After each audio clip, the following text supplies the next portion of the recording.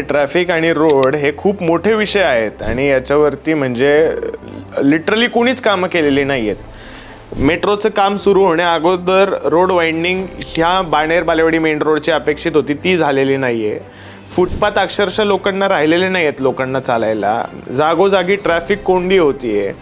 जर का लोकांची आणि इथल्या लोकप्रतिनिधींची इतकीच दूरदृष्टी होती तर आपण जर का बघितलं तर किया शोरूमचा जो चौक आहे, बिटवाईसचा चौक आहे, तिथला जो अंडरपास आहे तो त्यावेळेसच रोड वाइंडिंग झाली असती जर का ज्यावेळेस NHAIचे कामं चालू होती.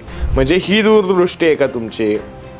जागोजागी लँड ॲक्विजिशन झालेलं नाही आहेत. लोकप्रतिनिधी किंवा नगरसेवकाचं काम काय आहे? बेसिकली पुणे म्युनिसिपल कॉर्पोरेशन आणि लँडलॉर्ड जो कोणी शेतकरी आहे त्याच्यामध्ये समन्वय घालून देणे आणि ते TDR त्याला मोबदला देणे आणि ती PMCला लँड ॲक्वायर करून देणे. पण कोणालाही ते काम जमलेलं नाही, त्यांनी प्रामाणिकपणे ते काम केलेलं नाही.